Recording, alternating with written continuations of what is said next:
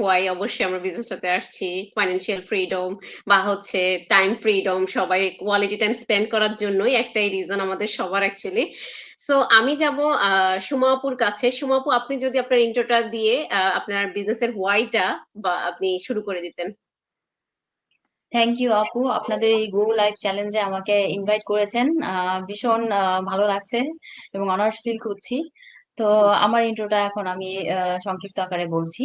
সেটা হচ্ছে যে আমি সোমা পল, আমি ঢাকা বাংলাদেশে আম, জগন্নাথ ইউনিভার্সিটি থেকে ইংরেজি সাহিত্যে অনার্স এবং মাস্টার্স কমপ্লিট করে তারপর টিচার্স রেজিস্ট্রেশন পরীক্ষা দিয়ে সেখানে উত্তীর্ণ হয়ে তারপর টিচিং প্রফেশনে ছিলাম। তো বিয়ে হওয়ার পর স্বামীর সাথে ডেনমার্কে চলে আসলাম, সেখানে ক্যারিয়ার ব্রেক হলো। তো উম, ডেনমার্কে আসার পর পর তো এটা একটা নতুন দেশ, নতুন একটা কান্ট্রি। তো এখানে এসে আবার নতুন করে আমাকে শুরু করতে হলো সবকিছু। তো এখানে পড়াশোনা